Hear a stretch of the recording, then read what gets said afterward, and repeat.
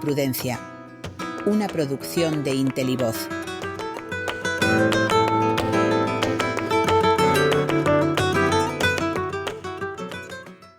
¿El Estado me alienta o me anula? Primera parte. Mi interés por los temas sociopolíticos y mi adscripción a alguna causa comenzó a mis 16 o 17 años acercándome a las teorías anarquistas. Yo venía del mundo de la juventud contracultural del momento, los sucios hippies amantes de la música yankee, los que amábamos la literatura y la forma de vida de la Beat Generation, los que pasábamos el día oyendo rock and roll. Mi punto de vista sobre el Estado estaba muy influenciado por este tipo de movimientos y, por supuesto, por la lectura de clásicos del anarquismo como Bakunin con su Dios y el Estado. La crítica al poder en general, la rebeldía ante lo establecido, es consustancial a la juventud y no escapé de ella, como tantos otros. Pero, partiendo de ahí, fui interesándome más por los asuntos teóricos del anarquismo. Ello me hizo saltar a la versión obrera del mismo, en España, la CNT. Los años siguientes trajeron la muerte de Franco y el inicio de la transición. Y en paralelo, mi paso entre la frontera de la adolescencia a la juventud. Todo ello me hizo acercarme a soluciones que consideré más pragmáticas, más posibilistas. Terminé, como tantos otros, vislumbrando al socialismo como la solución a los problemas de la desigualdad, aquellos que tan difícil le hacían la vida a la mayor parte de los humanos. Es decir, que de poner el foco en intentar destruir el poder, lo puse en el de coparlo a fin de cambiar las cosas. Intenté seguir en esto la idea de don Manuel Azaña. Para él, el acceso al poder tenía la virtud de darnos la capacidad de cambiar las cosas, de legislar para mejorar el mundo. Esta visión de las cosas de don Manuel, y por ende la mía, era la de un posible uso instrumental del poder. Se trataba de emplearlo dirigido al bien común, no para ejercerlo oprimiendo a los demás, uso este del que se quejaban los teóricos del anarquismo. Y en esa visión he permanecido la mayor parte de mi vida. Siguiendo los principios de la socialdemocracia, he defendido un Estado regulador de la vida social y económica, un Estado recaudador de impuestos progresivos, garante de la justicia social, defensor de los desfavorecidos, o, lo que es lo mismo, el Estado producto del pacto social que los pensadores de la Ilustración, Hobbes, Spinoza, Montesquieu, definieron. Un sistema que parte de la convicción de que el hombre, en su estado natural, es el lobo del hombre y que sólo un contrato social que limite el uso del poder de unos sobre otros puede garantizar la vida en común. Lo que también, de forma más moderna, se ha denominado estado del bienestar. También me gustaría aclarar que mi adscripción a esta idea siempre se ha hecho desde la moderación del centro liberal de la socialdemocracia, y por tanto, alejada de las posiciones más izquierdistas. Quizá porque aquellos principios anarquistas dejaron en mí un cierto pozo de temor hacia el uso inadecuado del poder por parte de quienes tienen la capacidad de ostentarlo. Así, pues, siempre me he considerado cerca de políticos del estilo de Indalecio Prieto antes que de Largo Caballero, o de «Horror, ahora me fulminará un rayo», nuestro Felipe González. Y, sin embargo, mis concepciones respecto al Estado hoy se tambalean. ¿Quiere esto decir que voy a valorar ahora ideas como las de los economistas de la Escuela de Chicago, fuente del neoliberalismo? No, no es eso. Sigo creyendo que un Estado como el que he descrito es no solo conveniente, sino necesario. Es decir, no creo en la idea de adelgazar totalmente al Estado, tal como Friedman y, por su influencia, Thatcher o Reagan defendían. Ellos querían limitar la injerencia del Estado en la economía de forma que no se convirtiera en un límite para las sociedades. ¿Por qué entonces se tambalean mis concepciones? Pues por la mera observación de la evolución en los últimos años de la actividad gubernamental. Y no solo en nuestro país, sino en la Unión Europea y en general en los países democráticos occidentales.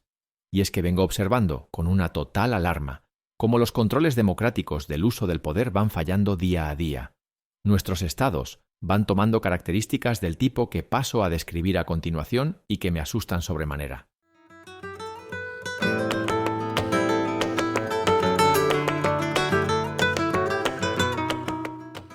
Sobre regulación. Analicemos la mayor parte de las legislaciones españolas o europeas en general. Estas parecen estar menos atentas a ampliar derechos de los ciudadanos que a regular los diferentes procesos de su vida. Se está llegando a un punto de injerencia brutal sobre las cosas que podemos o no podemos hacer. Esto resulta en muchos casos limitador de la libertad humana, sin que exista con claridad una percepción del beneficio que ello supone. Uno llega a sentir la opresión permanente de la norma, y no hemos de olvidar que la libertad es algo esencial al ser humano. Los recortes a la misma solo pueden justificarse por el hecho de que la libertad de unos no atente contra la de los otros. Pongo aquí un ejemplo. Recientemente cambié de coche y he observado que ahora el sistema de seguridad emite un pitido cada vez que sobrepaso la velocidad de la vía. Esto se termina convirtiendo en una tortura. Soy un conductor prudente que, sobre todo en carretera, sigo a rajatabla las limitaciones de velocidad, pero hacer esto en ciudad es prácticamente imposible. Cada 2 pasos hay una señal, y si me limitan a 20 y voy a 22 el coche pita, pero es que enseguida la limitación cambia a 30, y si voy a 31 el coche pita, y así en un concierto que termina por volverte loco. Cuando consulto sobre cómo anular ese sistema, la respuesta del fabricante es: no se puede, es una nueva normativa de la UE. Pero para quitarle importancia, se me indica que el cerebro se termina acostumbrando al pitidito y en unas semanas se deja de oír. Pero, vamos a ver. Si el sentido es que el pitidito me alerte de que voy por encima de la velocidad permitida, ¿cómo es que dejaré de oírlo? O, en otro caso, quizá pueda volverme loco y como consecuencia atropello a alguien. ¿Qué sentido tiene, pues, incorporar esta medida a los autos? Bien, reflexionemos. Claramente estamos ante un burdo ejemplo, pero que se multiplica todos los días por doquier en nuestro entorno. Algún funcionario alucinado se inventa una legislación que, siguiendo a Kant, trata de hacer la norma general para la humanidad. Y ya está. A fastidiarnos la vida a las personas en lugar de ayudarnos a vivir mejor. El malestar que todo esto genera en la población es tremendo. ¿Qué sentido podemos verle a que el Estado gaste recursos en regular miles de acciones de nuestra vida cotidiana mientras que otros problemas acuciantes no se resuelven? ¿Por qué se nos prohíbe fumar en una terraza mientras que no se legisla para resolver problemas que generan tanto malestar como el de la ocupación de viviendas? Vemos día a día el deterioro general de los servicios públicos, mientras que la larga mano del Estado se cuela cada vez más en el espacio interior de nuestras conciencias, intentando regir el modo en que vivimos, cómo hacemos las cosas, regulando lo que está bien y lo que está mal según Dios sabe qué extemporáneo criterio. 1984 de George Orwell está cada vez más presente en nuestras vidas. ¿Y los costes? Lo malo es que esta inflación normativa cuesta mucho dinero. La caterva de asesores y funcionarios de los diferentes estados y el central de la UE tiene un coste exorbitante. Se estima que el coste medio de cada funcionario de la UE oscila entre los 5.000 y los 10.000 euros mensuales.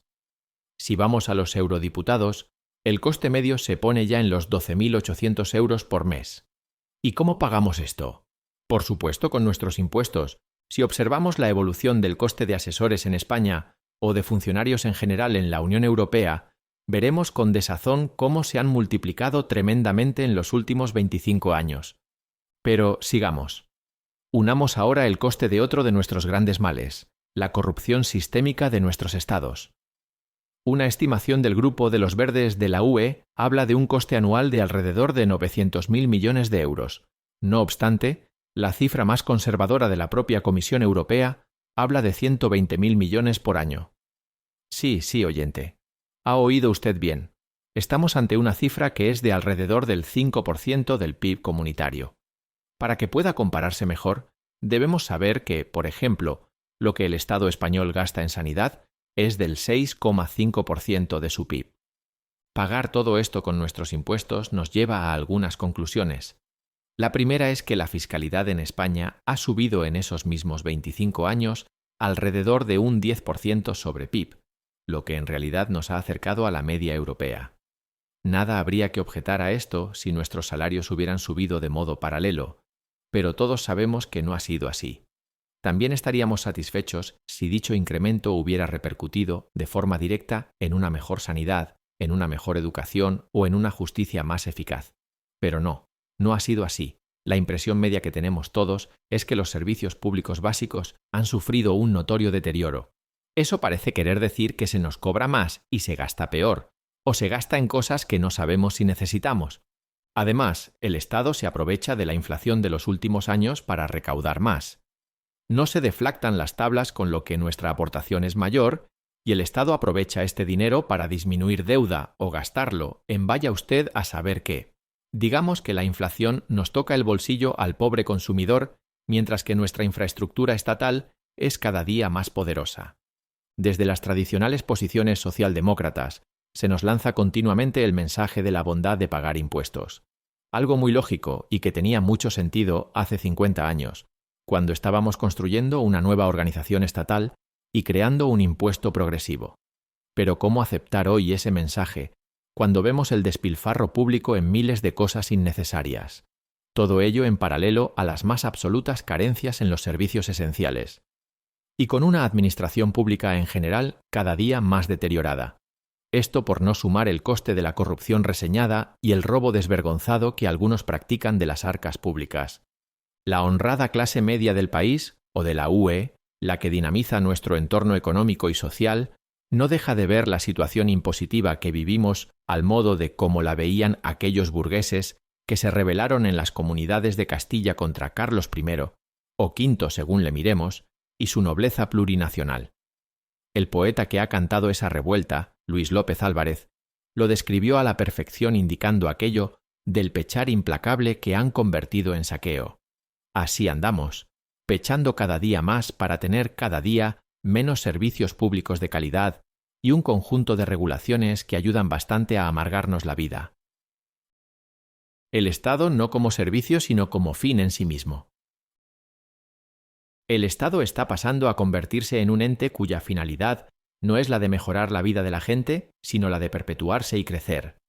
Esos asesores, funcionarios, eurodiputados, ocupados en tareas inútiles, solo persiguen seguir cobrando a fin de mes y para ello no paran de generar justificaciones a su trabajo que se convierten en legislaciones inoperantes, cuando menos y cuando más, perfectamente estúpidas. Constituyen una nueva clase social que, al estilo de cómo sucedía en los países del telón de acero, se torna en la nueva clase dominante, aquella que mueve la sociedad con sus regulaciones burocráticas y que, por tanto, es sólo una lacra para el correcto devenir de las cosas. No tenemos más que echar un vistazo al acontecer político de los últimos años en nuestro país. En lugar de avanzar hacia un entorno de mayores controles democráticos, lo hacemos hacia otro bien distinto, en el que los delitos de malversación pierden entidad penal, y donde vemos cada día devaluarse la protección constitucional que el Estado debe ofrecer a los ciudadanos para convertirse en una especie de deus ex machina, usable según las conveniencias del momento. Es decir que, por un lado, podemos hablar de un Estado que se fortalece cada vez más, pero solo con el fin de perpetuarse y no con el de hacer la vida más amable para los ciudadanos, mientras que, por otro, vemos cómo el propio Estado devalúa las herramientas de control que sobre sí mismo debe tener la sociedad. Quizá la respuesta a esta diatriba esté en los viejos principios anarquistas y su reflexión sobre el poder.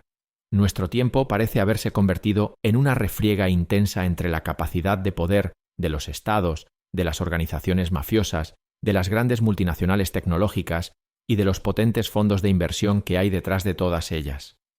Toda una superestructura que trabaja en una sinfonía, quizá incluso coordinada, para dominarnos. Dejémoslo aquí por hoy, que hay mucha tela que cortar y esta reflexión quizá merezca una segunda parte para no aburrir demasiado al oyente.